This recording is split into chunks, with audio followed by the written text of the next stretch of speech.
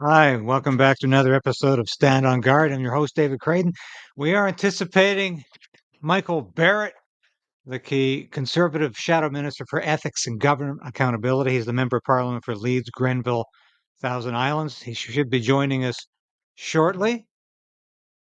We might have to show a clip in the meantime. You know how these things are. We'll be right back, though, with what promises to be a very exciting. So we are in a very precarious position in this country. We need political change, but we also need the resolve to resist.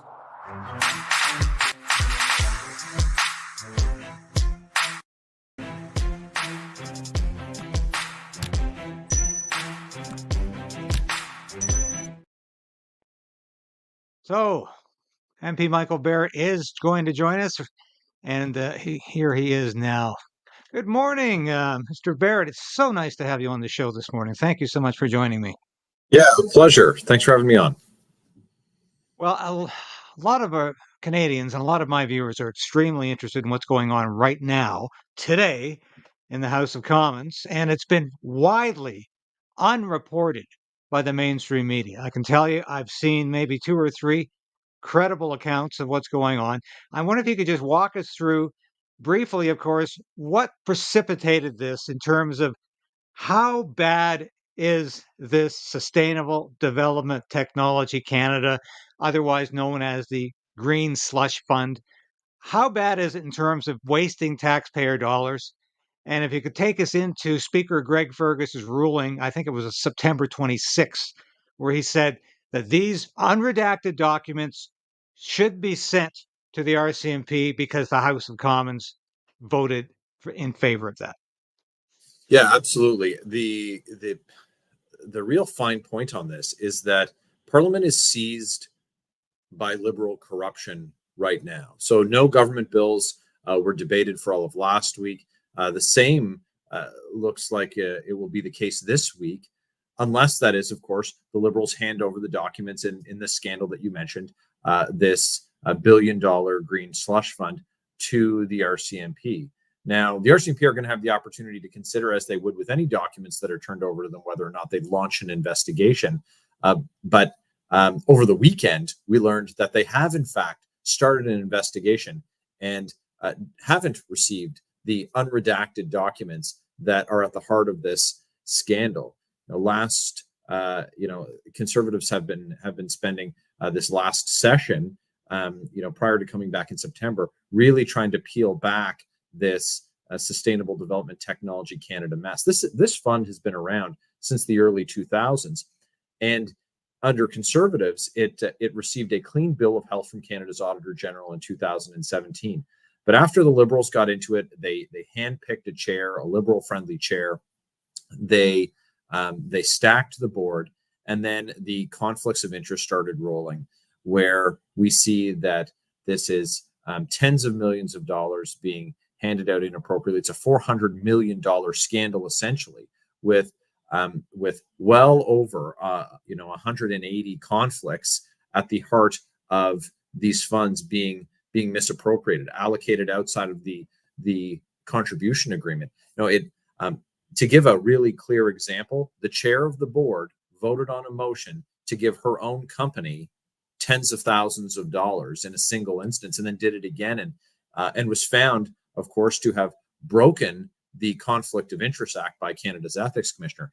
A majority of members in the House of Commons passed a motion that the government hand over all of the unredacted documents to the RCMP, and the Liberals have refused. They've defied a lawful order of Canada's Parliament, an order made by the majority of democratically elected members in the House.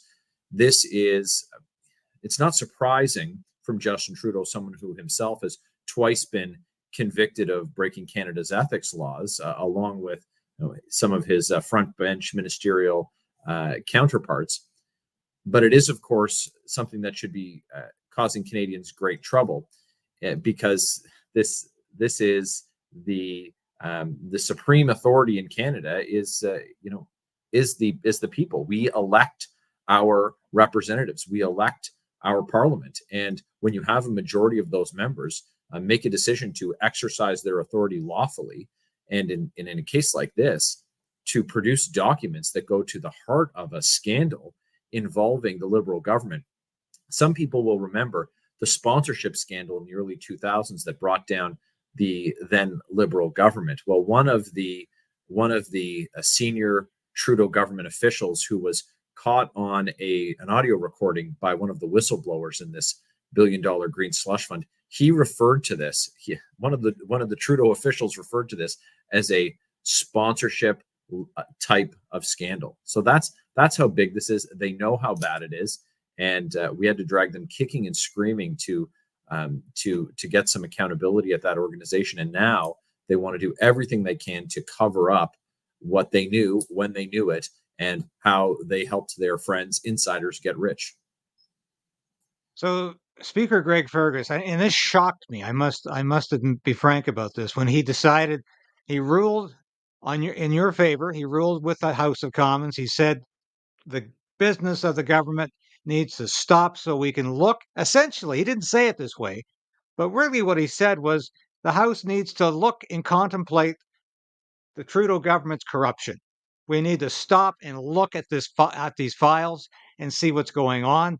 And since that decision's been made, there has been no regular business going on in the House of Commons.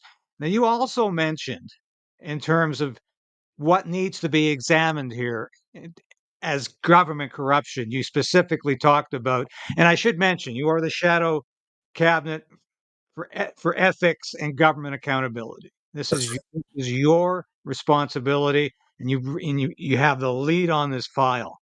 But you, in the House, you also brought up this incredible situation, which I've also talked about on this show and in writing in the past, about Employment Minister Randy Boissonnault, the member of Parliament for Edmonton Centre, who apparently seemed to be not only a cabinet minister, but working for his lobby firm at the same time. Now, he has avoided any sort of real scrutiny over this. He continues to distract, to deflect.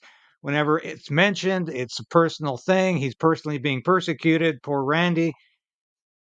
Do you think this is another element that we need to consider very carefully? What was going on? We've heard about the other Randy, his business partner was clearly lying to committee when he said, "Oh yeah, the other Randy was this other guy working there, but I can't tell you who that was." So is this another element to the story that needs to be carefully examined?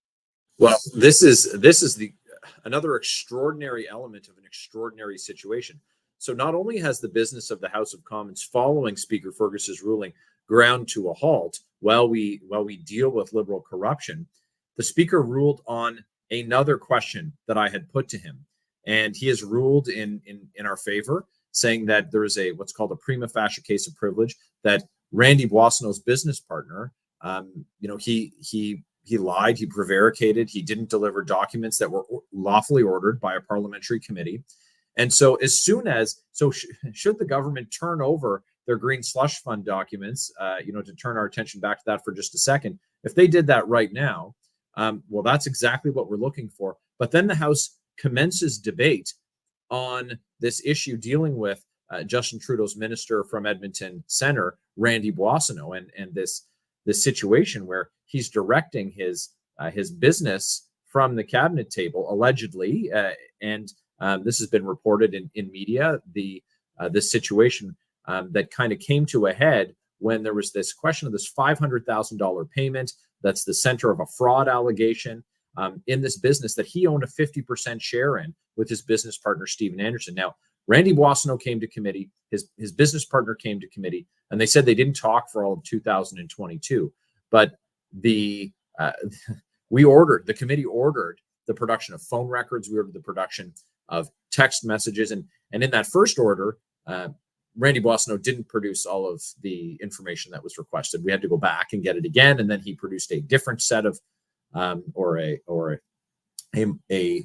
supplemental offering to the ethics commissioner. And through these multiple disclosures, we learned that he had in fact been talking to this business partner when he said he hadn't talked to him for that full year. There was a text message exchange, there was a phone call, and it was exactly the same time that this business partner of his was talking about Randy 9 times in these text messages, said it was an autocorrect, said it was a different Randy, but there was only one partner. And the problem is that the allegation that's been made in some media is that if Randy Boissonneau is the Randy that's in these text messages, well, that would mean that he was directing the operation of a business that, in fact, went on to win federal government contract from Elections Canada while he was serving in cabinet, which of course is not permitted. You can't do that as a cabinet minister, and we haven't been able to get the truth. We haven't been able to get the truth from Randy Boissonneau or from his business partner. So this is the next issue that will seize the House. Again, Liberal corruption preventing any government business from going forward. Now, the Liberals want to talk about Conservatives obstructing the House. Well, we're simply exposing the mess that Canadians are frankly living with after 9 years of an NDP Liberal government that is so interested in just helping insiders, helping their friends, helping their business partners, that they can't even get out of their own way to help Canadians who can barely afford to feed themselves. There's been a Teflon factor attached to Justin Trudeau and his government. He went through the SNC-Lavalin scandal by essentially throwing ministers under the bus, female ministers, mind you, which of course he's always supposedly defending the most. He got through the Wee scandal. He's gotten through personal scandals that would have brought anybody down, like the blackface scandal. He walked through that one. Do you think this is the moment in time that's going to bring down Justin Trudeau and this corrupt Liberal government? Look, we've put forward 2 confidence motions, or motions of expressing our lack of confidence in the Trudeau government, and they received support propping Justin Trudeau up from the Bloc Québécois and from the NDP.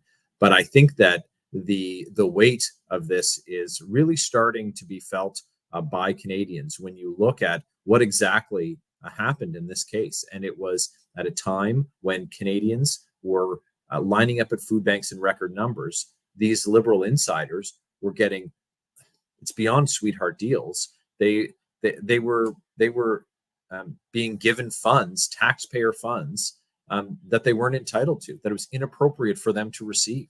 That's being investigated by the RCMP. So there's now alleged criminality that's at play here, and it shouldn't have to come to this for Canadians to change their government. That there's allegations of criminal wrongdoing, but this might be what it has to take, because it seems like after 9 years, you listed off a litany of scandals, and any one of those is enough to make us, embarrassed on the world stage. But I think that, Conservatives are going to continue to put the pressure on, and we're going to continue to demand these documents, because at the end of the day, Canadians need to have confidence in their democratic institutions, and that's so sorely lacking after Justin Trudeau and his NDP government have been getting away with what they have. Well, the Bloc seems to be wavering now in terms of any support they have for the Trudeau government. The NDP, it depends whether it's Tuesday or Wednesday, but I could certainly see the NDP coming around to supporting a non-confidence vote. And I really think Justin Trudeau might be waking up to that reality too. Do you think we're hearing a lot about him proroguing Parliament? It hasn't happened in a while. It's always a controversial thing to do. Do you think that's a desperation option he might actually try right now? Well, it's interesting because the last time Justin Trudeau prorogued Parliament, there was another scandal, one that you mentioned, and that was the Wee scandal. And the committee that I was sitting on at the time, serving as the Shadow Minister for Ethics and Accountable Government then as well, we had demanded the production of documents that spoke to the fees that had been paid to Justin Trudeau's mother and his brother for speaking at events for the Wee charity. And in order to kill an order of the House at that time, the production of those documents, he was able to prorogue, and that wiped the slate clean. Now, if Justin Trudeau wanted to do that before the 2021 election, well, he triggered an election, and that, of course, killed the order for the production of the Winnipeg lab documents. And now, when we're looking for documents into this billion-dollar green slush fund with conflicts of interest that have been uncovered and adjudicated, ruled on by the Conflict of Interest Commissioner. The evidence is, much of it is in the public domain, but now we need these redacted documents to go to the RCMP. Suddenly, there's talk about him proroguing Parliament again, because what happens? That order of the House of Commons would be wiped away with him proroguing. So it seems to be every time Justin Trudeau gets himself into hot water over the last couple of years, he pulls the fire alarm. He did it with We Charity. He did it with the Winnipeg Lab documents. And now we're hearing rumors that he's considering it again. But, look, if it's an attempt to discourage us from continuing to litigate these issues, he's read us all wrong, because we're unwavering in our commitment to get accountability. Well, that certainly seems to be the case. I guess there's some silver lining to proroguing, because there are some horrible pieces of legislation in front of Parliament right now that could likely pass with the support of the Bloc and the NDP. I'm thinking of the Online Harms Act. I'm thinking of Bill C-293. There's others. There's private members bill from Charlie Angus that's going to absolutely criminalize any promotion of the oil and gas industry, fossil fuel industry. So a lot of folks are saying, well, at least we'll see this legislation die. Final question for you, and I really, really thank you for your time today, Michael, is why does the government House leader, who I really have no time for, ever since she posed happily with a picture of a former Waffen SS soldier who she invited to the House of Commons, but Karina Gould has said on numerous occasions that when the House of Commons examines Liberal corruption, it's somehow a violation of Canadians' Charter of Rights. Go figure. How did she possibly make that statement? No, look, this is absolute desperation from a Liberal government that's completely out of gas. They believe that the Charter's there to protect Liberals from accountability for their own corruption, but really, the Charter could be more accurately or more appropriately described as being there to protect Canadians from a corrupt government, not to protect a corrupt government from the accountability that Canadians would bring to bear on it. So they can twist themselves into all kinds of pretzels to try and scare Canadians. But this isn't something that Conservatives cooked up. This was a majority of the House who voted on this motion for documents about Liberal corruption to be turned over to the RCMP for their consideration. It received majority support in the House, and then was ruled on by a Liberal speaker. The Speaker of the House of Commons is an elected Liberal. He's a member of the Liberal Party, Greg Fergus. And so this is, we've followed this straight down the middle. Of course, Conservatives are a party of the rule of law and defense of Canadians' rights and Canadians' freedoms. And, Canadians also have a right to be free from a corrupt government. And that's why we're pursuing this, even if Ms. Gould wants to use misinformation to try and scare Canadians. Well, I think these are very historic times, and I would encourage everybody in the mainstream media to at least start reporting on them, because we've never been here before. And I think we're on the precipice of at least seeing this government fall very justifiably. So thank you for your hard work on this file, Michael. And I think a lot of people are watching and waiting to see some justice finally after 9 years of this Liberal government. It has been hard going at times to watch this kind of corruption coexist. Yeah. Well, David, thank you for sharing this story with Canadians. As you said, you don't see the coverage that it should get in some of the media, the subsidized media. So thank you for sharing this with Canadians. It's incredibly important they know what's going on. Thank you. Godspeed, and keep up the good work, Michael. We'll talk again. Thanks for the time. So that was Michael Barrett, MP for Leeds, Grenville, Thousand Islands. He's also the Conservative Shadow Cabinet Minister of Ethics and Government Accountability. Now, you heard it. We are on the verge of the government falling. And I think these are historic and exciting times. And it was such a pleasure to hear a note of hope this morning that one way or the other, we're going to see this horrible legislation from the Liberal government fail. Not before, in the time we have left, I want to show you, what did Justin Trudeau say the last time he prorogued Parliament? Because this could happen. Wouldn't use prorogation as a political tactic. There are several committees investigating you right now, and those efforts will be shut down as a result of your move today. How can you have said that in 2015 and do this now? Stephen Harper and the Conservatives prorogued Parliament in order to shut it down and avoid a confidence vote. We are proroguing Parliament to bring it back on exactly the same week it was supposed to come back anyway, and force a confidence vote. We are taking a moment to recognize that the throne speech we delivered 8 months ago had no mention of COVID-19, had no conception of the reality we find ourselves in right now.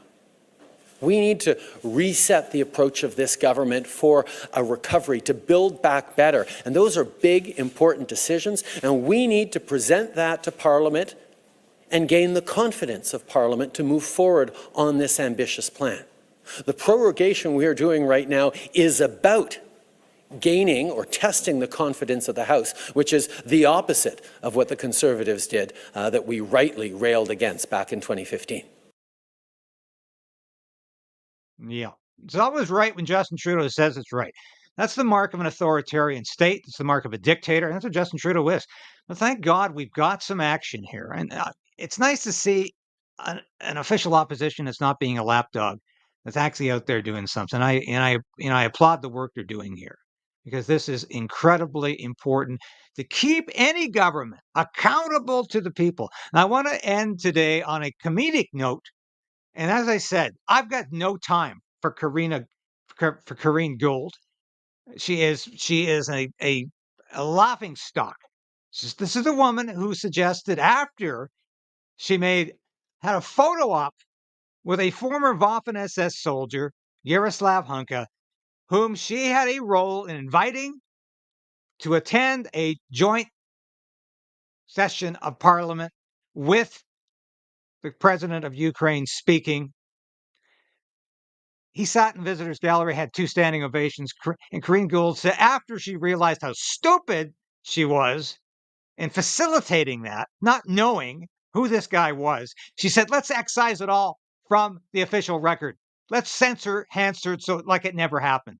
So here she is talking about how examining liberal corruption is somehow a violation of your charter rights. I want to switch gears before I let you go and ask about another part of your portfolio as government House Leader, which is kind of what's happening in Parliament right now.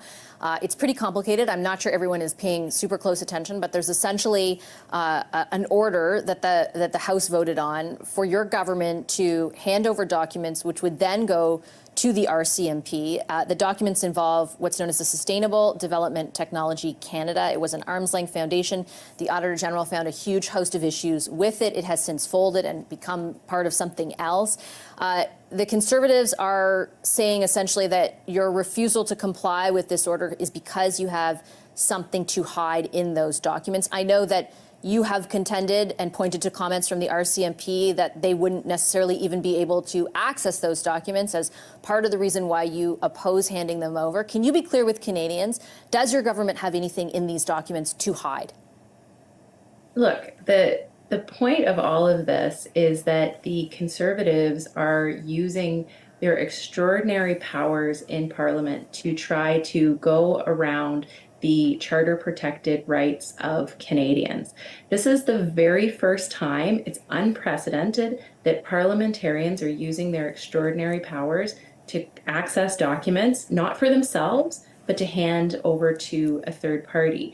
And what the Speaker actually ruled was that, yes, Parliament has the power to do this, but he said very clearly that he wanted this referred to a House committee to actually study this because it's so unprecedented and it has the potential to violate the rights of Canadians. And so the Conservatives right now are actually obstructing their own obstruction in the House because they don't want this to go to committee, because if it goes to committee, there'll be a whole wide range of experts that come out and say this is an abuse of power, that Parliament shouldn't do this even if they have the right to do it. And both the RCMP and the Auditor General both raised their extreme discomfort with this because it compromises the really important independence of the police from the legislature, and it compromises the independence of the Auditor General, who's an independent agent of Parliament. And even more than that, it potentially violates the charter rights of Canadians, because anytime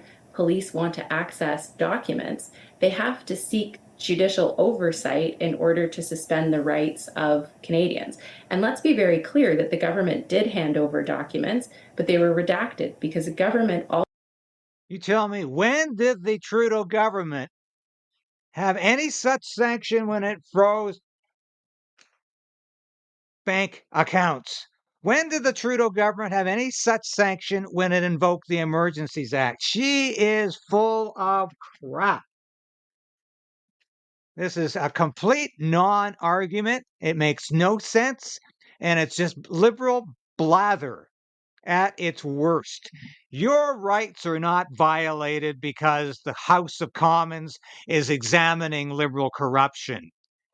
This woman isn't thinking clearly. Also has an obligation to protect the rights of Canadians. And that is something that, I would hope that even if the Conservatives were in power and this situation was reversed, that they. Well, the Conservatives will be in power within a year. There's no question about that, Karina. But it's incredible how you would misinform people about this. Your government had no legal right to freeze the bank accounts of Freedom Convoy supporters. It produced no warrant to do so. It produced nothing except the whim of Prime Minister Justin Trudeau. That's all it said it needed. So this is nonsense. Thanks for watching today, folks. This was a really good discussion we had with Member of Parliament Michael Barrett.